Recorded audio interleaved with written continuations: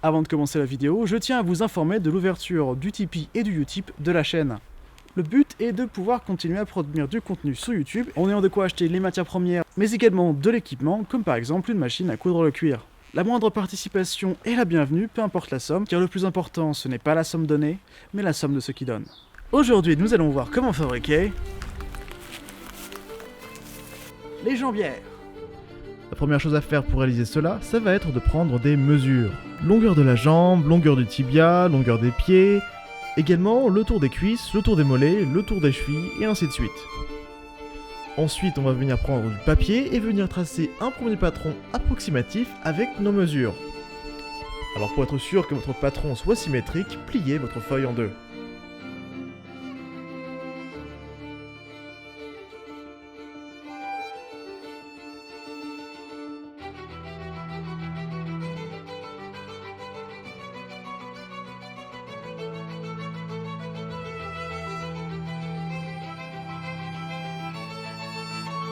On regarde ce que ça donne et si besoin on ajuste ou on recommence.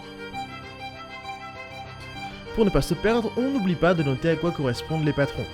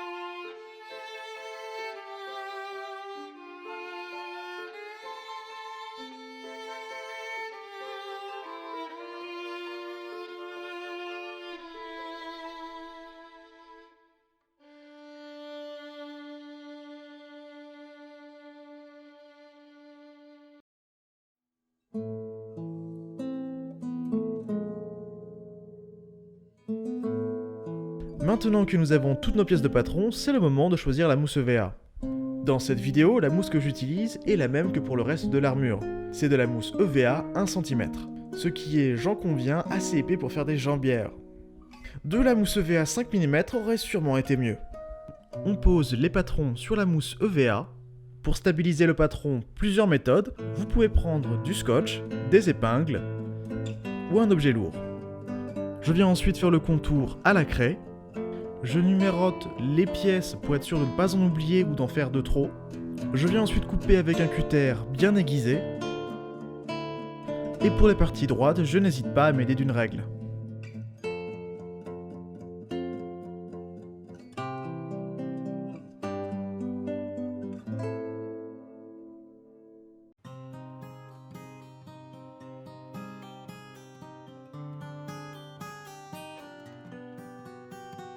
Une fois les parties d'armure en 1 cm fait, je passe aux parties d'armure en 5 mm.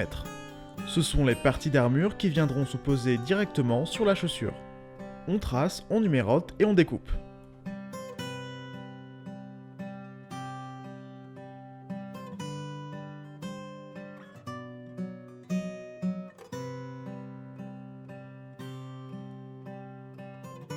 Maintenant, partie collage. J'utilise de la colle de contact néoprène.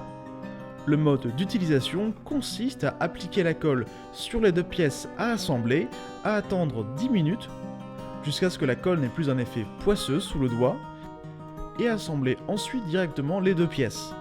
La prise est immédiate. Lors de l'utilisation de cette colle, mettez-vous dans un endroit aéré. Utilisez des gants et un masque si possible.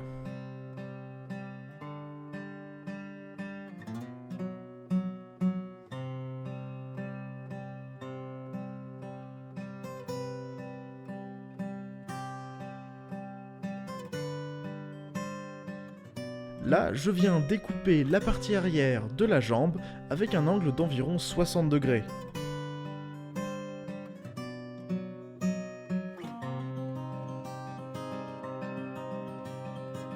J'assemble les pièces de la chaussure.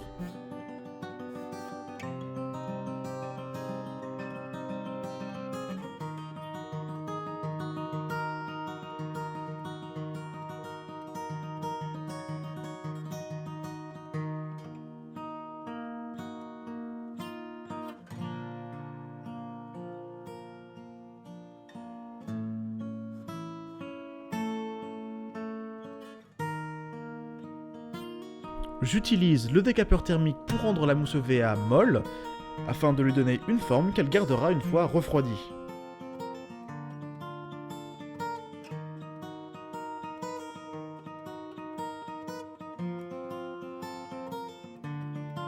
Je colle les deux parties arrière de la jambe.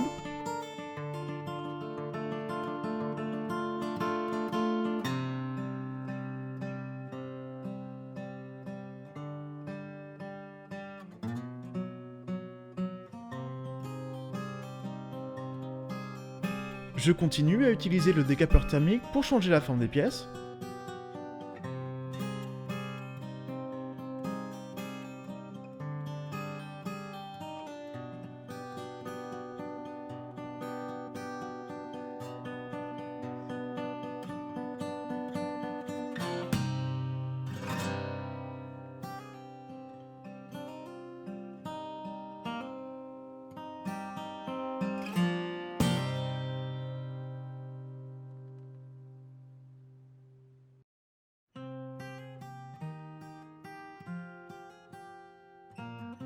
Je viens les mouler directement sur moi pour être sûr qu'elles aient la bonne forme.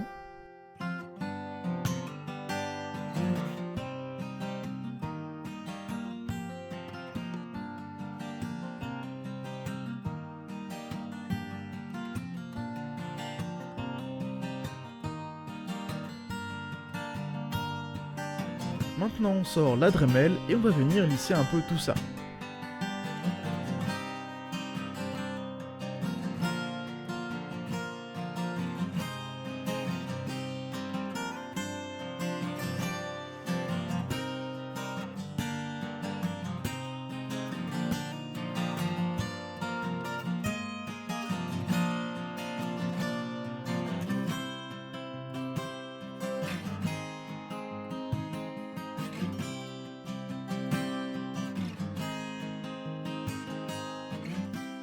On vient découper des bandes de mousse EVA 2 mm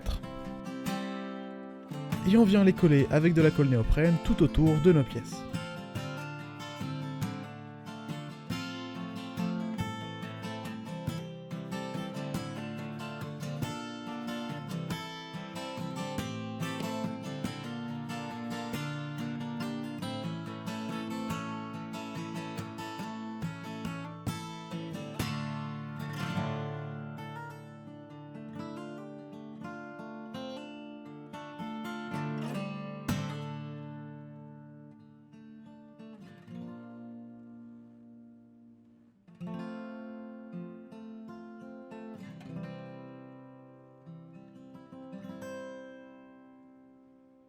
On rebouche les trous éventuels avec du mastic.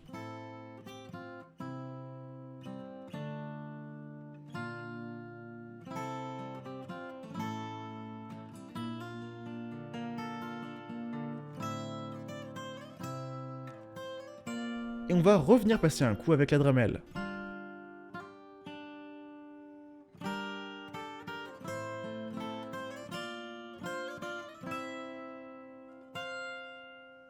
Maintenant on va passer un vernis de protection. Alors pourquoi ne pas peindre directement? C'est parce que la mousse EVA est une mousse. Si vous la peignez directement, elle va absorber la peinture et ça ne donnera pas un bon résultat. Vous aurez également une couleur très inhomogène entre les endroits poncés et les endroits non poncés. On va donc venir utiliser un produit qui va venir lisser la surface. Il existe des produits spécialisés pour faire ce genre de tâches sur de la mousse EVA ou sur des matières plastiques en général, mais en considérant l'épaisseur de la mousse et la surface à peindre, mettre 2, 3 voire 4 couches de vernis de protection est une solution qui a un bien meilleur rapport qualité-prix. Par contre, bémol du vernis de protection, si vous faites subir à la pièce trop de contraintes mécaniques, le vernis va craqueler.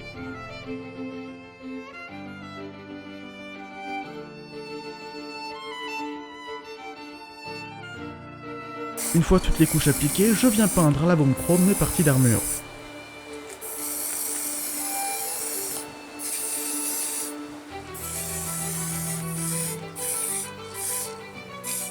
Une fois la peinture complètement sèche, on vient appliquer des bouts de scotch sur la partie qu'on veut garder chromée.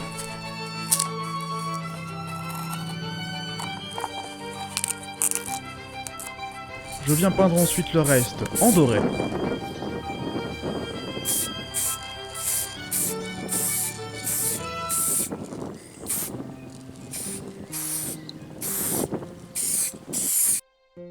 Et maintenant, pour assembler les pièces entre elles, je vais utiliser du velcro adhésif et des morceaux de simili-cuir noir. Les parties seront soit collées, soit assemblées avec des rivets.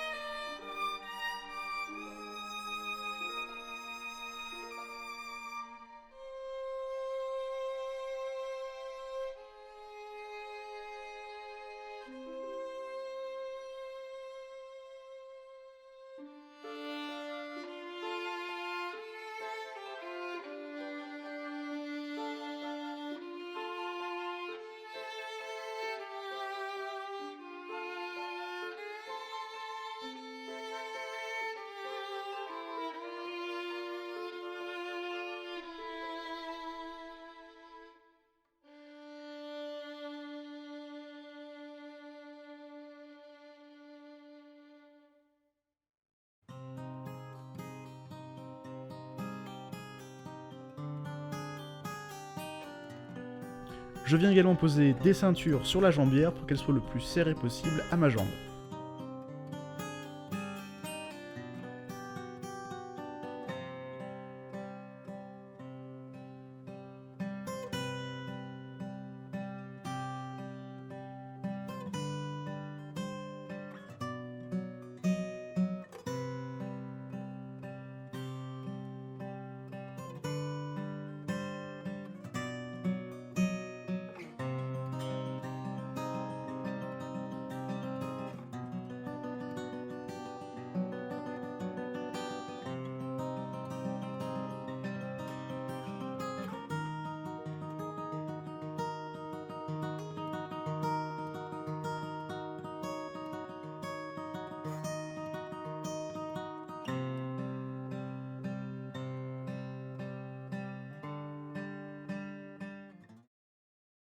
Et voilà le résultat final.